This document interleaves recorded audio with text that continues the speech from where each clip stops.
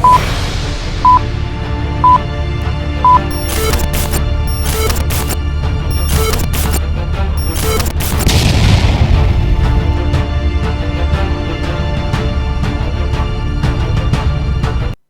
folks, and welcome to the Global Acts of Unity, the Q&A sessions.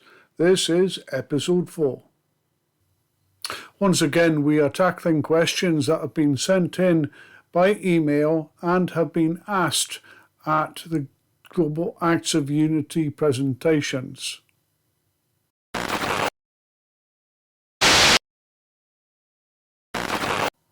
Hi Jacob, and thank you for your question. Do I find it easy being brave? Well, bravery is subjective. What one person's bravery is could be another person's just daily life. I don't consider what I do as being brave. Brave for me is tackling your own issues. Bravery for me is going out to areas of danger to help your fellow man, regardless of colour, culture, faith, or politics. There's lots and lots of different kinds of bravery, and what I do isn't about bravery. You know, an agoraphobic can't leave his house. You know, so that walk down to the corner shop, even if it's just 200 yards away, tackling that takes real bravery. I must admit I have nerves when I stand up, and there's times when I would rather run away from my audience than actually be there. But that's not bravery, that's just me being a grumpy old man. Bravery has many shapes and many forms. You see a young gentleman not long back dive into a canal to save a baby in a pram that had rolled down the hill and into the canal. That took bravery. Somebody with depression getting up in the morning, fighting against that desire to stay in bed, cover your head with your bed covers and hide away from the world. That getting up and doing something takes bravery. We all have points of bravery throughout our life, and you don't have to be a hero. It's that moment when you realize that you have gone that step farther to do something better for yourself, to do something better for others. That is bravery.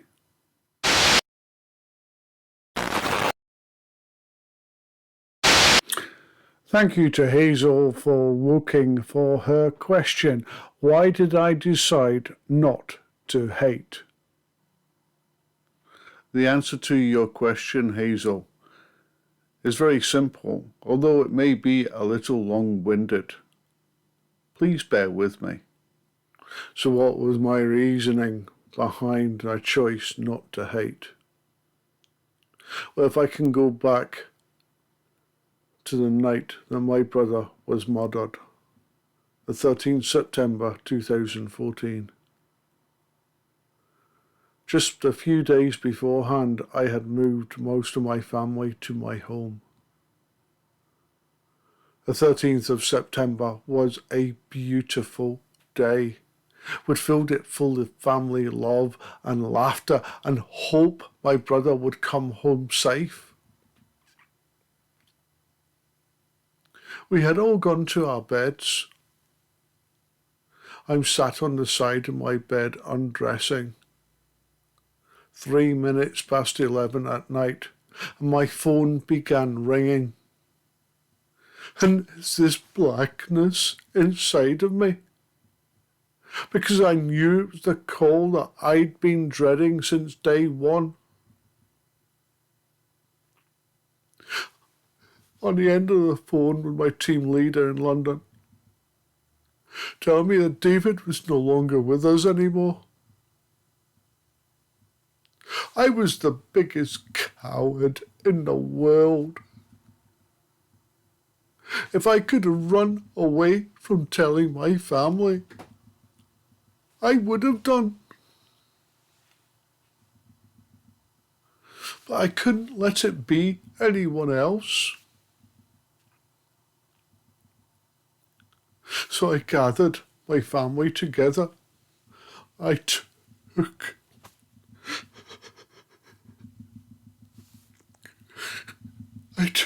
my mum's hands and told her her son could no longer be hurt anymore. So in those first few minutes of telling my family, I felt anger, frustration, hatred so strong. I've never felt emotion like it.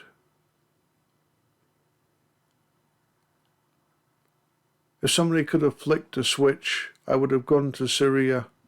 I would have killed. The strength of that hate shocked me. So I tried to think, what was the act of murdering my brother about? Was it because he was white? No. Was it because he was Christian? No. Was it because he was humanitarian? No. He was nothing to them. And then it hit me like a bolt of lightning. What they wanted was hatred. They didn't care about the lives that they had destroyed. What they wanted was for my family and I to stand up, to spread more hatred, to spread more discord, to spread more fear. And there was no way that I was going to do that. And then it hit me again that all terror attacks are about the spread of hatred.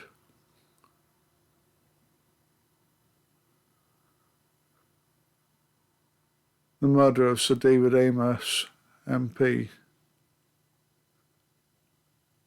The person that committed, the coward that committed that murder, wanted for the people of Britain who are non-Muslim to rise up and strike against Muslims, to blame Muslims.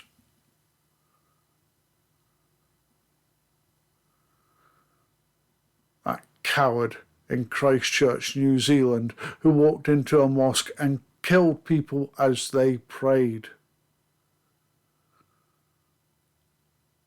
What he wanted was for Muslims to rise up and fight against non-Muslims. And that is the secret, ladies and gentlemen. These terrorists, these extremists want our hatred. And if we give them our hatred, they have won.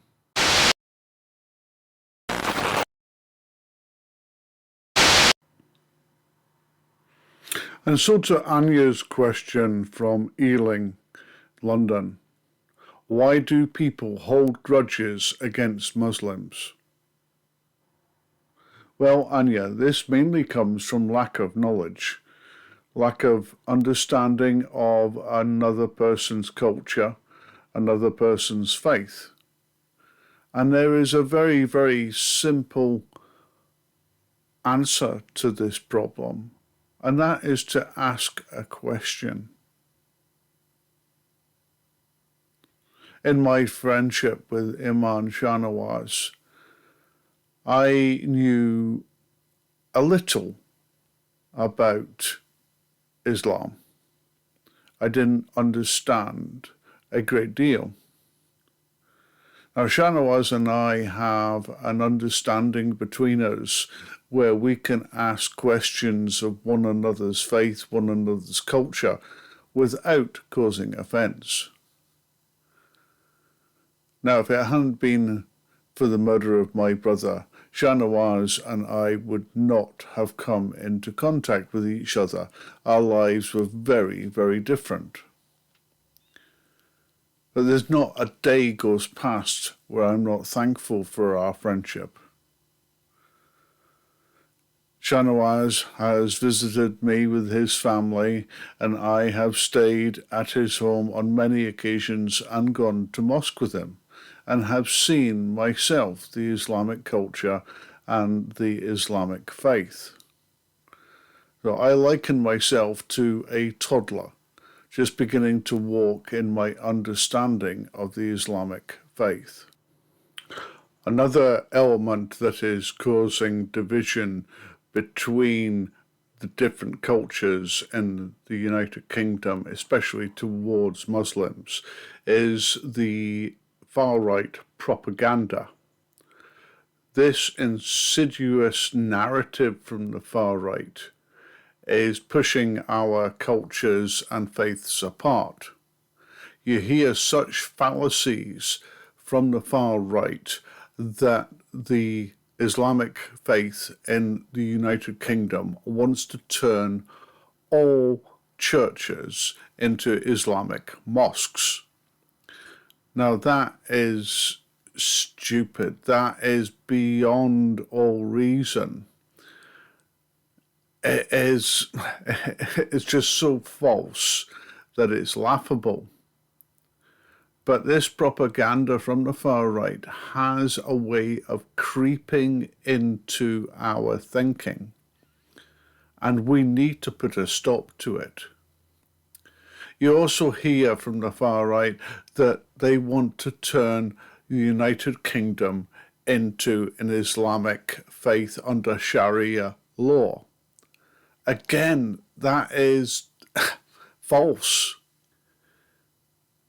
If you have these questions in your head, then go and talk to somebody of the Islamic culture, the Islamic faith, and they will tell you that there is no such plans, there is no such objective. Like people everywhere, the Muslim people of Britain want to get on with their daily lives. They want to be able to pray in a certain way. Another issue that is causing problems between our communities and pushing our faiths and cultures apart is the willingness to label terrorism as being Islamic. Now, if you go back to the 1970s, 80s, 90s and onwards, you saw the terrorism being caused by the IRA. Now, at that time, Catholics and Irish were blamed for that terrorism. They were wrongly blamed because, of course, it was not all Irish and not all Catholics that were to blame for that terrorism. And it is the same with today's terrorism. Today's terrorism has been labelled as being Islamic. Now you see, terrorism isn't caused by a faith, isn't caused by a culture. When you see terrorism being linked to a faith, it's where people have taken their holy book, their holy words, and twisted it.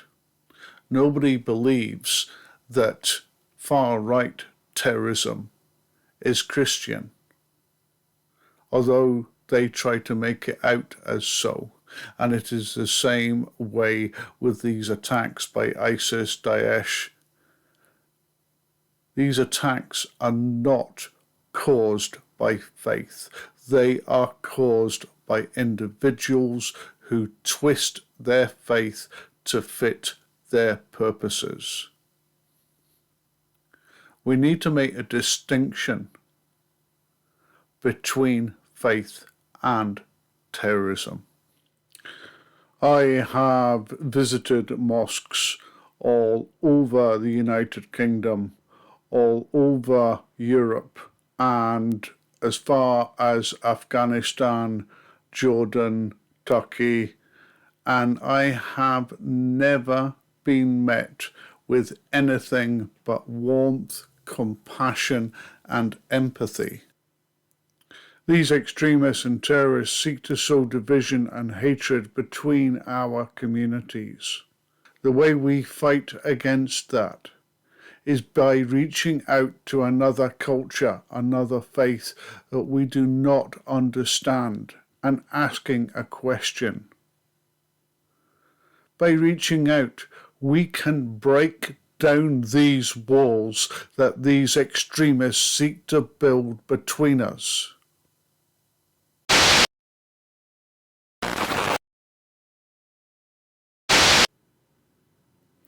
Raphael from Reading asks, what was it like meeting the Pope? Just before the Christmas of 2014, my PR man, a good friend even to this day, called Robbie, phoned me up at home. He said, Mike, I've got something to ask you. I said, okay, Robbie, ask away. And he said, no, Mike, I want you to know you can refuse this. You do not have to go. So, okay, Robbie, that's fair enough. No problem. And he kept on saying to me, you don't have to go and all sorts of different things. Until it got to the point where I said, Robbie, just ask me. And Mike, he says, we've had a request in, an invitation to go to the Vatican and meet the Pope. Well, you could have knocked me over with a feather. I had no idea that the Vatican was aware of Global Acts of Unity and the work that we were doing. It was a real surprise and a great honour for all at Global Acts of Unity. So the invitation was for the spring of following year, 2015. So I asked my then girlfriend, my wife now, Vanessa, if she would come with me. And unfortunately, because of work commitments, she wasn't available to. So I thought, who could I take? So my first thought was for Barbara Henning, the wife of Alan Henning. He was the British hostage murdered by ISIS later on in the September of 2014. And then I said to my team, what about bringing my friend Shanawaz? He had always joked with me about carrying my bags when I went away on one of my trips. So I thought it'd be a nice surprise for him. So I wasn't going to miss an opportunity like this. So I phoned Shanawaz up and said, Shanawaz, I've got something to ask you. Yes, I did the whole Robbie thing. I went on and on and on, and each time he did exactly the same as me and say, Mike, yes, okay, just ask me. And then it got to a point where his patience was stretched. I said, Mike, just please ask me. So I said, Shanawaz was my friend. How would you like to come to the Vatican with me? There was silence on the end of the phone. And then, Mike, you're winding me up. I said, no, Shanawaz, we have had an invitation from the Vatican So he said, yes, I would love to. So to cut a long story short, we arrived in Rome. We were put up in a hotel, and we had a very little time to explore. On the day that we met His Holiness, we were accompanied by the British ambassador to the Vatican. So he was telling stories to us about His Holiness the Pope. To say that it was a wet day is putting it mildly. It was Scottish rain. It was coming down almost horizontally. And I was absolutely soaked. So we were sitting at the top of the steps in front of the Vatican. My kilt was dripping wet. So sat there in the rain, Barbara Henning beside me and the British ambassador on the other side. I was getting increasingly nervous. I had prepared words to say to His Holiness. And then the motorcade came out. St. Peter's Square was packed to the gunwales. Thousands of people there to see His Holiness, singing hymns and chanting. It was quite beautiful. Now, I'm not Catholic, but at that point, it felt holy.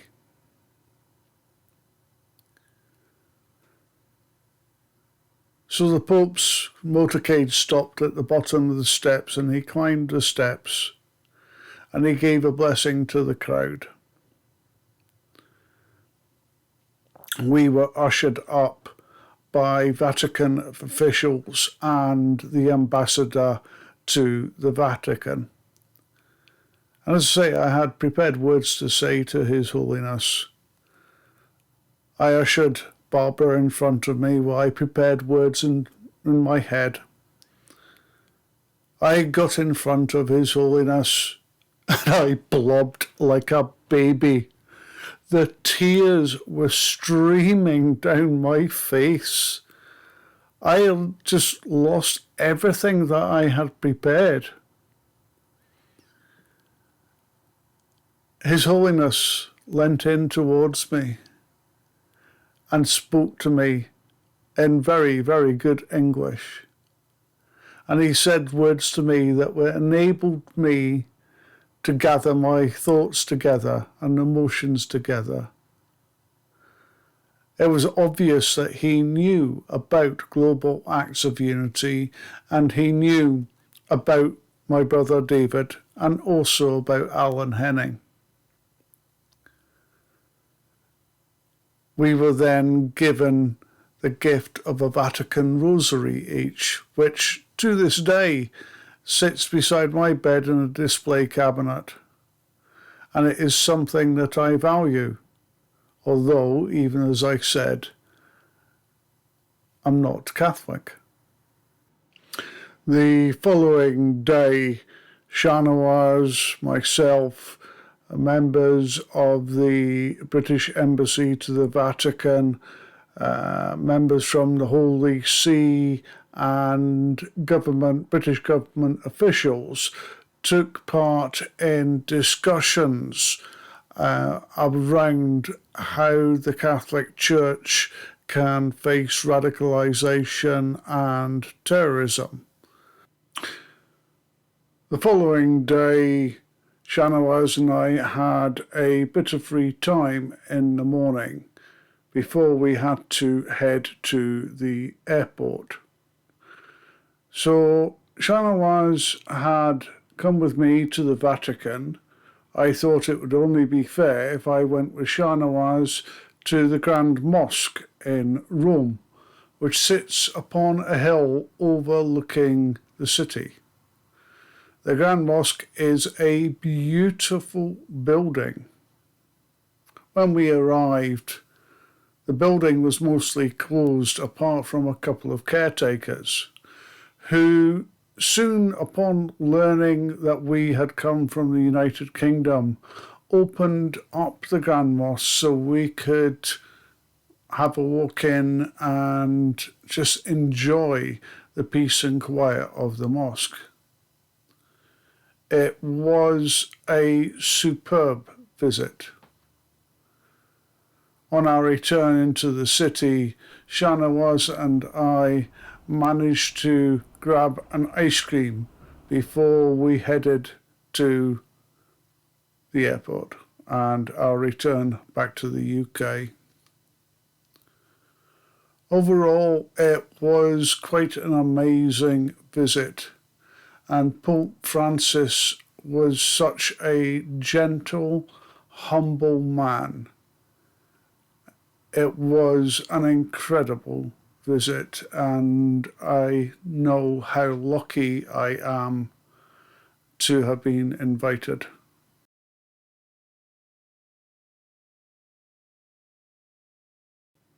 Well, folks, that's all for this episode of the Q&A sessions. If you liked what you saw, would you please hit subscribe and hit like? It all helps. And also, a lot of the work that Global Acts of Unity does is self-funded. It comes from my own pocket. Now, I have gone through a lifetime of savings, and it has got to a point where that cannot continue. If you would like to help Global Acts of Unity's work, we have a GoFundMe page. Even £1 would help continue the work of Global Acts of Unity. Thank you.